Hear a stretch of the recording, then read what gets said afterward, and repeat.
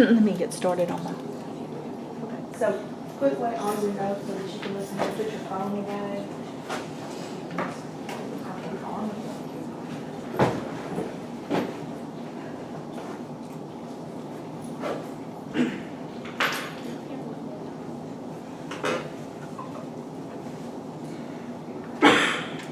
My group is me, Lexi Vanderbilt, Portia, and Denver Wallace, and we're doing it over A Good Man Is Hard to Find.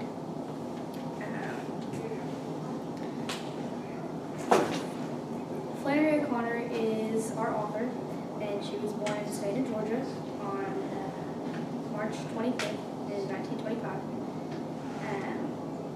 She was kind of shy, and she wasn't really a well-known author until after her passing.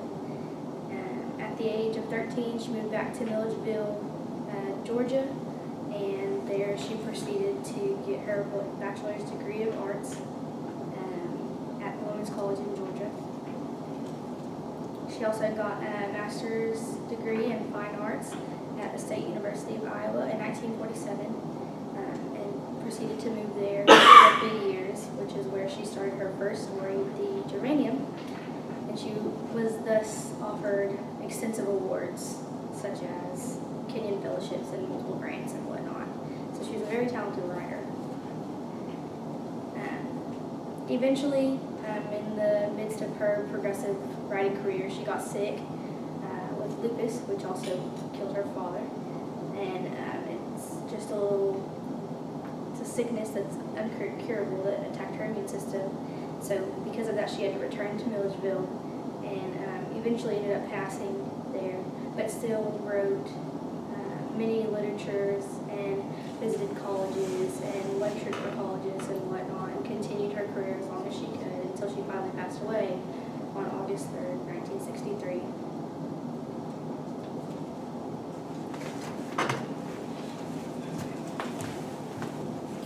I'm Denver Wallace, and we're giving the big picture of the story of A Good Man Is Hard to Find. This story was made in 1953, like she said, by Flannery O'Connor. She kind of had a dark humor. I think that she was a little bit over the top with her dark humor. She told the story about this family. They were very conceited, and the grandmother, which if the family is already conceited, it usually sprouts from the grandmother or the other people, the older people in the family. And they were on their way on a trip when the grandmother was telling all her stories, and they were getting irritated and agitated because they were all crammed up in this small car, and they were heading to Atlanta. They started off going to Atlanta, and then she wanted to do a stop and go to another location to Tennessee. And during the process, they were traveling, and they had an accident. But before they had this accident, they met these, what they call misfits. And they spoke with them, and the grandmother was kind of talking to them, but they went ahead and went on with their trip. And when they had the wreck, the misfits, they ran back into these people, and she recognized them. And he let her know that it was better that she did not recognize them, because he was going to kill them all. And he killed every one of them. The grandmother thought, because she was so religious, Christian, that after she had seen all her family be enslaved, that she could speak to him and give him some spiritual guidance to kind of get him from killing her. Well, he shot her the most out of everybody. He really killed her. He said that he wished more could have been done to her, because what she was speaking to him and trying to give him revelation knowledge about God, he didn't believe that. He felt like that was a bunch of crap. And pretty much the story ends with her dying, even though she was the Christian of the family, but she was killed. And the misfit didn't spare her life. And all the bargaining that she did, that just did not help her. But in the story, like I said, it wasn't humorous to me at all. I think it was a hot mess. But it was really a story that I guess you can have a little compassion for them, a little remorse, but sorrow as well. But the story was not humorous, but this was a dark humor story.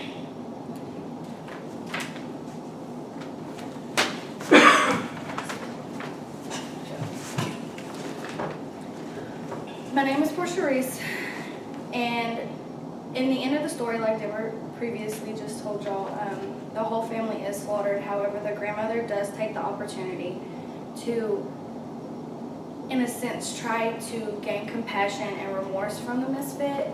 When she first came in encounter with him, she did realize that he did have a sinister soul about him. There was no compassion, there's no remorse. He did not feel any ill will towards what his actions or what he had done previously. So for her to try and gain remorse from him was kind of in a sense, dark humor from Flannery O'Connor. Flannery O'Connor does use her background and her experiences from what she's read and what she has gone through to influence her stories.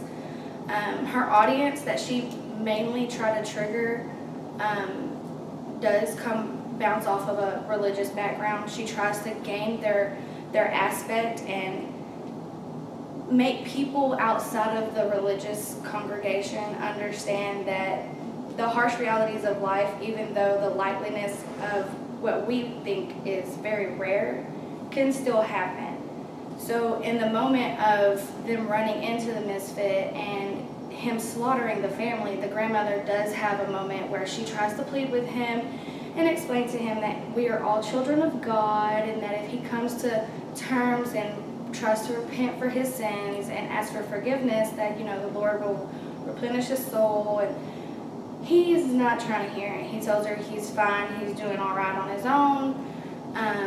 He begins to have a recollection of what he went through as a child and what brought him to what he is now.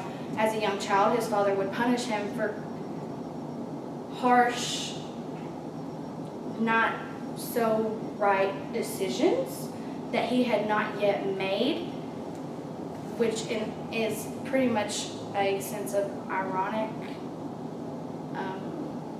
for lack of better words. I forgot the word.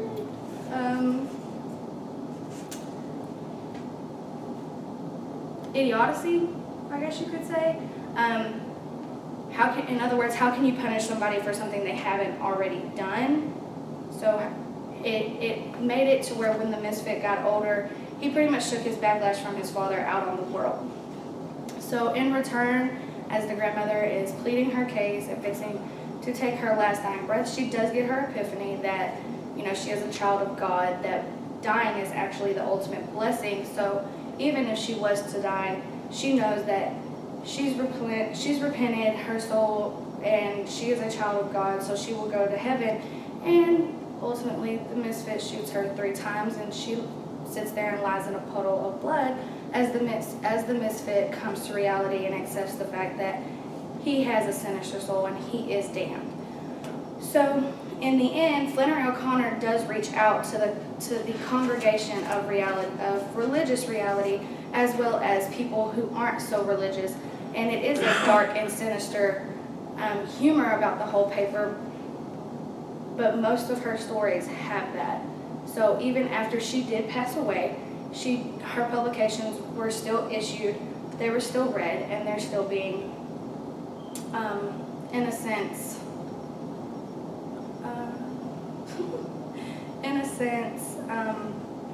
influenced in other people's lives.